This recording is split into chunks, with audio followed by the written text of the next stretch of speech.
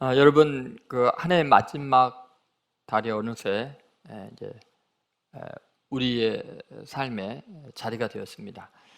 우리는 누구나 세월의 블랙홀에 빠져들면 정말 쏜살같이 그냥 빨려 들어가는데 벗어날 방법이 없죠. 그런데 그 빠름의 세월 속에는 기쁨과 즐거움보다는 고난이 많은 것이 우리가 부인할 수 없는 현실입니다. 여러분, 그동안 지난 날들 올 한 해를 이렇게 돌이켜 볼 때 참 힘든 일이 많았구나, 그런 생각을 하게 될 것입니다. 그런데 아직도 문제가 해결되지 않는 일들이 있습니다. 그러니까 고난의 이유를 도무지 알 수 없는 어려운 일들을 겪고 있다는 거죠. 여러분, 우리가 신앙생활을 나름대로 그래도 열심히 했는데, 기도도 했고 예배도 드리고 어떻게 이 악한 세상에서 죄를 멀리하면서 하나님 뜻대로 살려고 애를 썼는데, 도저히 이해할 수 없는 고난을 겪을 때 도대체 우리는 어떻게 이것을 이해해야 할까요?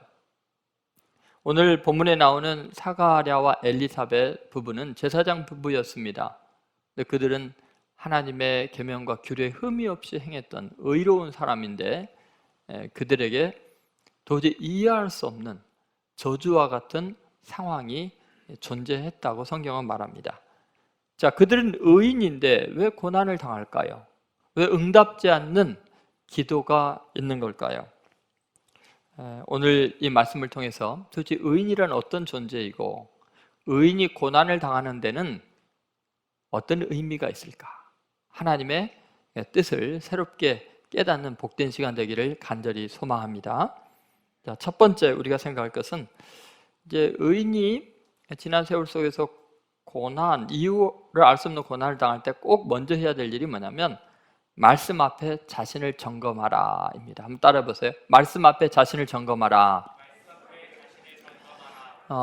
이 사가랴와 엘리사벳은 말씀을 온전히 순종한 사람이었습니다. 그래서 의인이라 그러죠. 자신의 삶에 대해서 다시 한번 점검해 보라는 아주 중요한 메시지가 여기에 담겨져 있습니다. 자, 1장 6절에 보면 이렇게 나와 있습니다. 같이 읽겠습니다. 이 두 사람이 하나님 앞에 의인이니 주의 모든 계명과 규례대로 흠이 없이 행하더라. 자, 이렇게 하나님의 말씀에 흠이 없는 삶을 살았습니다. 이런 사람들을 성경은 이제 의인이다 이렇게 표현하잖아요. 그러니까 말씀에 순종하는 사람. 근데 중요한 것은 보이지 않는 하나님 앞에 어떻게 의인이 될 수 있는가? 의인이라는 것을 어떻게 알 수 있느냐? 그것은 하나님의 말씀에 흠이 없이 행하는 것. 다시 말해서 내가 하나님 앞에 인정받을 수 있는 굉장히 중요한 것은 기록된 말씀, 하나님의 말씀대로 순종하는 것을 통해서 하나님께 인정을 받을 수 있다는 건데, 자, 하나님 앞과 말씀 앞이 이 동등한 가치를 지니고 있다는 것을 여러분 한번 생각해 봐야 합니다. 자, 6절을 다시 보시면 두 사람이 그 다음 뭐라고 나왔죠? 하나님 앞에 의인이니.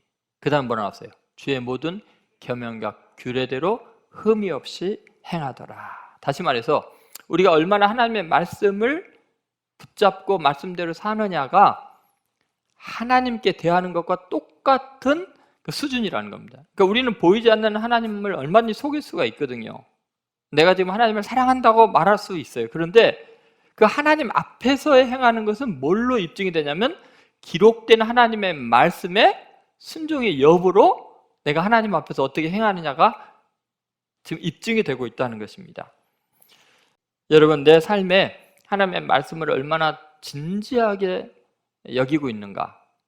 그래서 하나님의 말씀을 지키려고 애를 쓰는 거야. 예수님은 그러잖아요.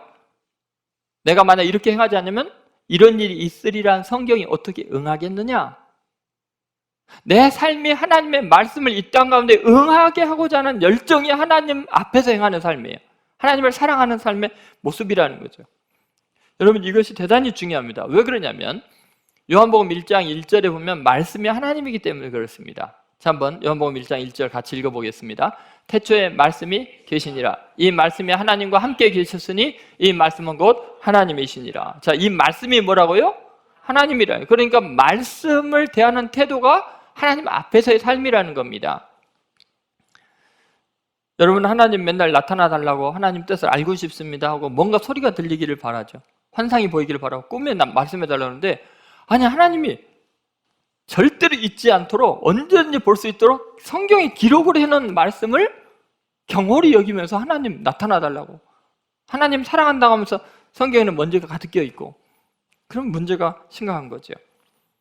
여러분, 우리는 하나님을 찾는 마음, 의인이 되는 길에 가장 중요한 것은 하나님의 말씀을 인격적으로 지금 바라보고 대면하고 귀중히 여기는 겁니다. 구소련에서 있었던 일인데, 어느 목사님이 기차 안에서 무신론자하고 대화를 하다가 이제 성경을 펴놓고 설명을 하니까 말이 이제 안 먹혀 들어가니까 무신론자가 화가 나갖고 목사님 성경책을 확 그냥 뺏어갖고 기차 밖으로 던져버렸어요. 그리고 이제 세월이 지났어요. 목사님 어느 날 서재에 앉아 있는데 한 농부가 이제 들어온 거예요. 노크를 하고. 그러니까 목사님, 제가 예수님을 믿게 되었는데 세례를 받고 싶습니다. 아니, 어떻게 예수님을 믿게 되었습니까? 자기가 사는 마을 너무 넓은 그 벌판에, 그 시베리아 벌판인지 모르겠어요. 교회라는 것도 없고 예수 믿는 사람도 아무도 없습니다.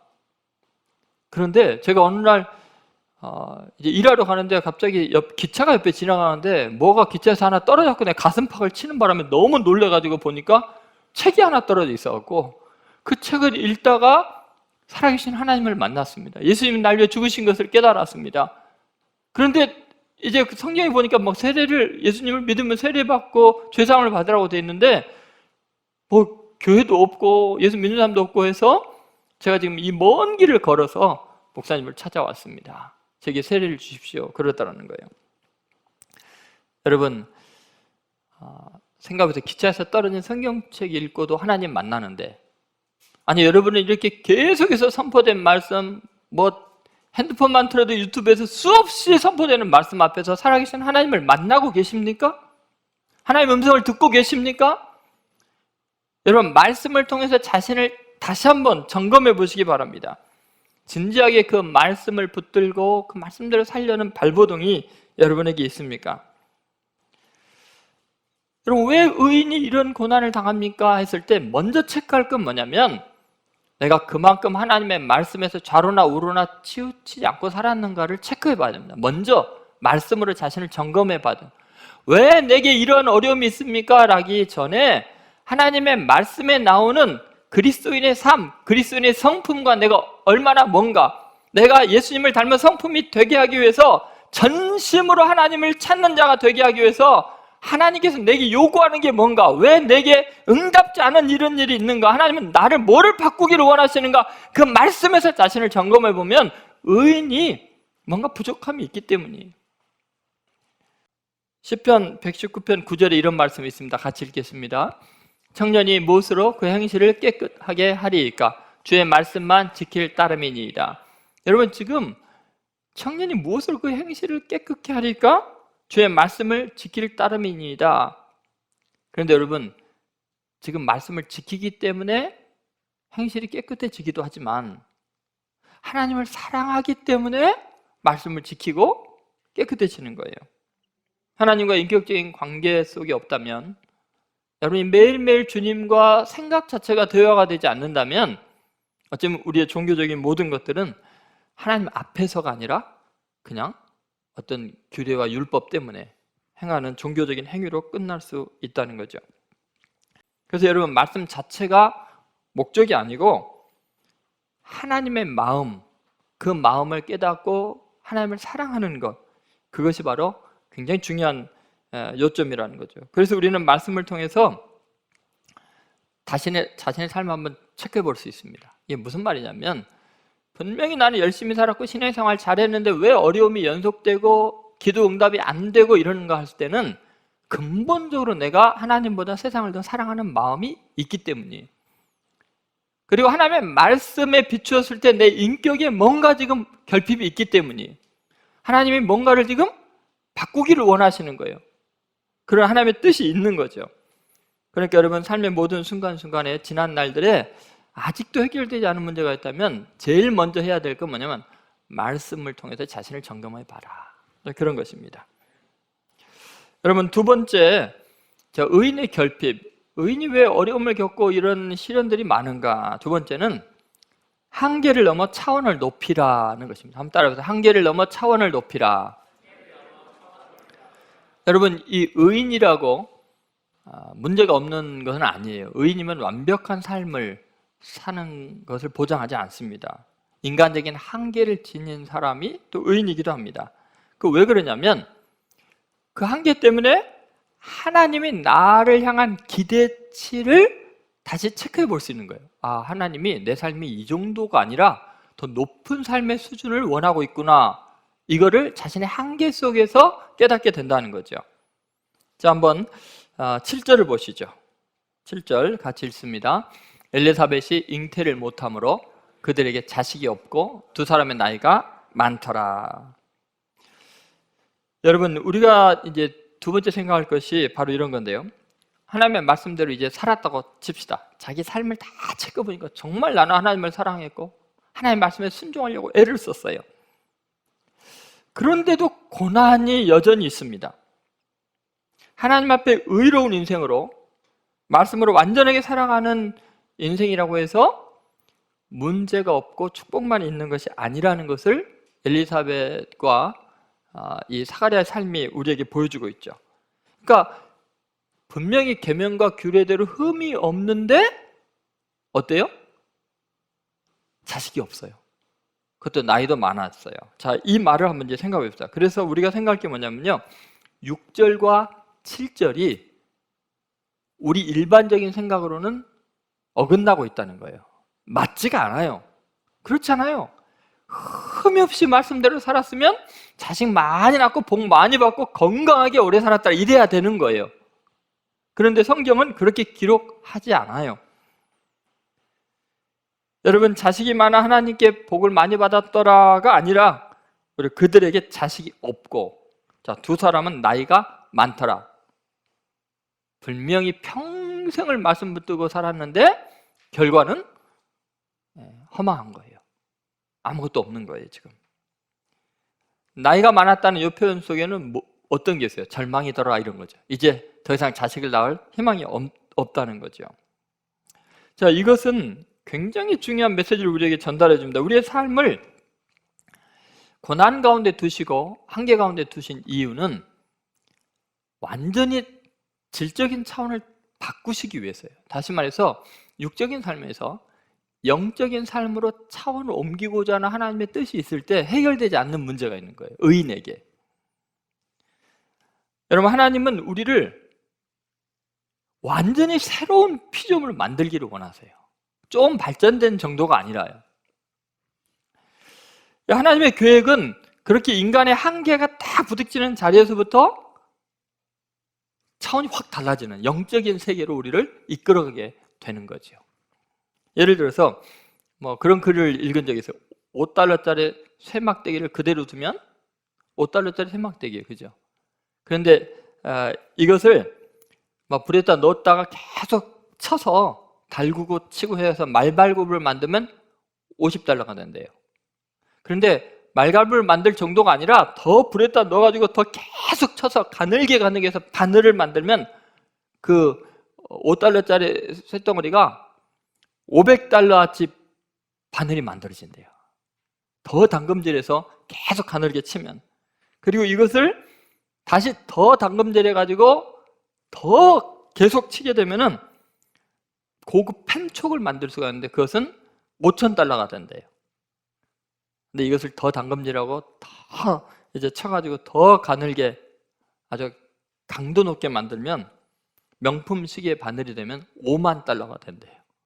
여러분, 그래서 욥기 23편 10절에 욥이 그런 말을 하지 않습니까? 자, 같이 읽겠습니다. 그러나 내가 가는 길을 그가 아시나니 그가 나를 단련하신 후에는 내가 순금같이 되어 나오리라. 여러분, 하나님 앞에 의인이라고 삶에 문제가 없는 게 아니에요. 왜 나는 응답지 않는 기도가 있을까? 왜 나는 한계에 부닥치는 걸까? 이제 나는 인생 끝났다고 생각할 지경까지 이를까? 왜 그래요? 하나님이 우리를 완전히 다른 차원으로 영적인 고결한 존재로 능력 있고 강하게 세상에 감당할 사람으로 만들기 위한 하나님의 계획이 있는 거예요. 그러니까 여러분, 하나님의 차원에서 다시 한번 자기의 삶을 점검해 볼 필요가 있는 거예요. 왜 이렇게 고난이 있는가? 여러분, 자신의 부족함 때문에 지금 사가랴와 엘리사벳은 사실 평생 하나님 말씀 붙들려고 애를 썼던 거예요. 아니, 다른 제사장들 많고 다른 사람 많은데 그들은 왜 안 그랬을까?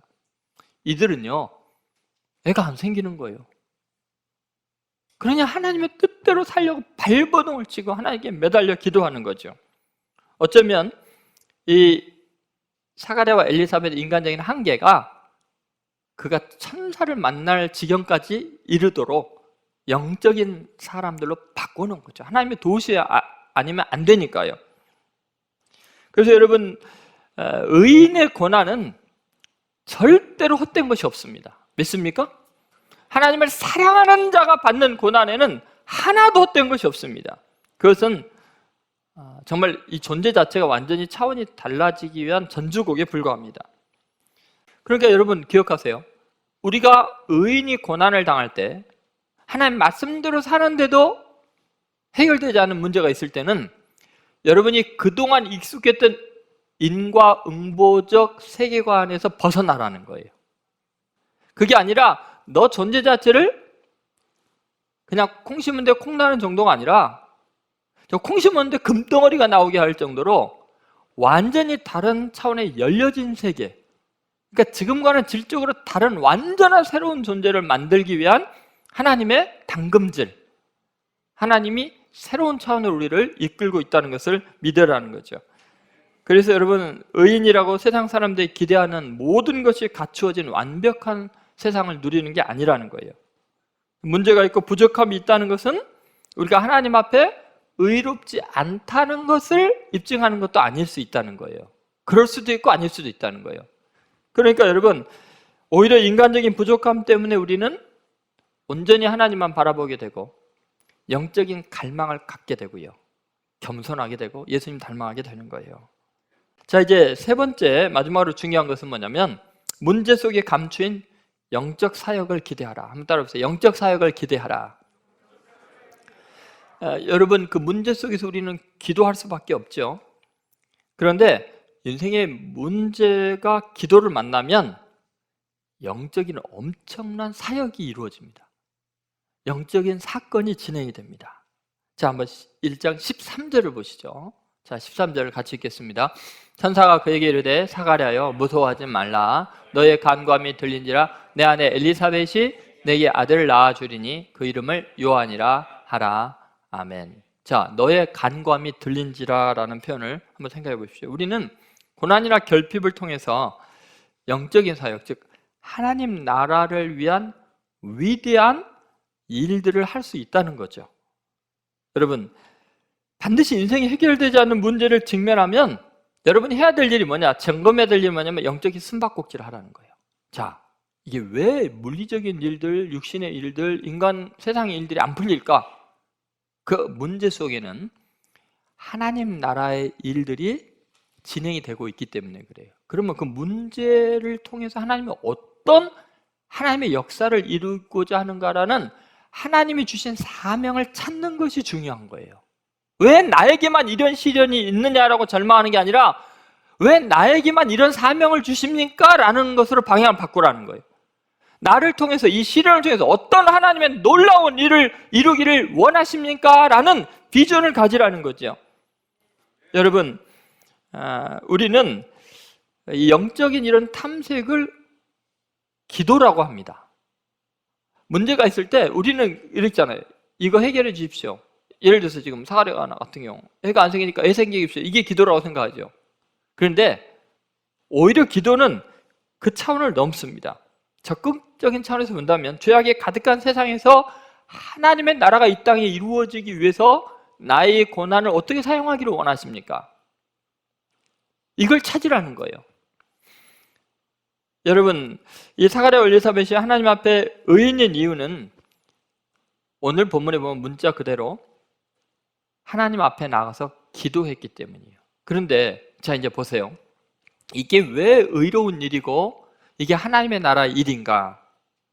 천사가 분명히 그에게 이렇게 말하죠. 사가랴 무서워하지 말라, 너의 간구함이 들린지라, 이렇게 나오죠. 자, 이게 왜 귀하게 여기냐면요, 천사도 귀하게 여기고 하나님이 귀하게 여긴 이유가 있어요. 자, 사가랴가 평생을 사는데 제사장인데 이거 다른 사람을 축복해야 되는 존재인데 자기가 아기가 안 생기는 거예요. 남을 이게 축복할 수도 없잖아요. 그럼 보통 유대 남자들은 아기가 안 생기면 그 아내를 버릴 수 있는 법적인 권한이 있어요. 그리고 첩을 들일 수도 있고 다른 여자를 취할 수도 있어요. 이건 세상적인 방법이죠. 자기 문제를 해결해야 남이 다 하는 짓이죠. 그런데 사가랴는 그걸 할 수 있음에도 불구하고 어떻게 했어요? 영적인 반응을 하는 거예요. 하나님이 역사하시면 아기가 생길 수 있다고 기도하고 있는 거예요. 너의 간구함이 들린지라. 다시 말해서 사탄적인 세속적인 방법으로 그 문제를 해결할 수도 있고 하나님의 일을 할 수도 있는 거예요. 하나님의 방법, 하나님의 역사를 끌어올 수도 있는 거예요. 무슨 말인지 알겠습니까? 문제는 똑같은데 반응은 반대가 될 수 있다니까요. 여러분 보세요. 왜 나에게 이런 시련이 있습니까? 왜 기도해도 응답하지 않습니까? 왜 나는 말씀대로 살고 예배드리고 신앙생활 잘하고 있는데 이 지경입니까? 할 때 여러분 속에서 어떤 반응이 이게 본능적으로 튀어나와요. 에이, 어차피 안 되는데 왜 예수 안 믿어? 교회 안 가? 뭐 그 정도는 괜찮죠. 거기서 교회만 안 가나요? 이제 못된 짓을 하는 거죠. 핑계를 대는 거예요. 핑계를. 죄 짓고 싶어갖고 괜히 교회 안 간다 그러고 핑계 대는 거예요. 여러분 보세요. 그러면서 타락해요. 그러면 사탄의 일을 하고 있는 거예요. 지금 다른 사람 괴롭혀요. 그렇죠? 사가랴 같으면 엘리사벳 막 괴롭힐 수 있겠죠? 그래서 사탄이 하는 짓을 할 수도 있어요. 그런데 사가랴는 하나님의 일을 하고 있어요. 뭐요? 기도하는 거예요. 하나님의 개입을 지금 끌어들이고 있는 거예요. 영적인 문을 열어놓고 있는 거예요. 하나님의 일을 하고 있는 거예요. 그러니까 진짜 하나님의 일이 이루어지고 있는 거예요. 여러분 보세요. 우리들은 그동안 얼마나 많이 문제 앞에서 내가 얼마나 하나님 앞에 충성을 다했는데, 봉사했는데, 찬양대도 하고 교사도 하고 헌금도 하고 하나님이 이랬는데 왜 내게 이랬습니까? 하고 에이 하고서 그냥 못된 짓 하잖아요. 그런데 사가랴는 늘도록 끝까지 하나님의 일을 한 거예요. 그게 기도였던 거죠. 여러분, 우리는 문제 앞에서 선택이 가능합니다. 하나님 일할 수도 있고 사탄이 일할 수도 있습니다. 그러니까 여러분 괜히 결핍을 가지고 여러분 죄의 어떤 그 재료를 삼아서는 안 돼요. 여러분 일상의 삶 속에서 해결되지 않는 인생의 절대적인 문제를 직면하게 되면 이제 여러분은 자신에게 진실해야 돼요. 하나님 속일 수 없어요. 여러분은 사탄의 일을 할 수 있고 하나님의 일을 할 수도 있어요. 여러분은 마지막으로 여러분이 그 문제 앞에서 하나님의 일을 하세요. 세상 일을 하지 말고 마귀 같은 반응하지 말고 철저하게 기도로 하나님 앞에 나아가면 하나님의 대로를 열어놓으면 여러분의 고난 때문에 여러분 민족이 복을 받아요. 저는 여러분들이 이 12월 한 달을 전능하신 하나님 앞에 기도하면서 하나님의 일을 꿈꾸면서 지난 날들의 인간의 한계가 하나님 나라의 영광으로 뒤바뀌는 놀라운 축복의 주인공들이 되시기를 주의 이름으로 축원드립니다.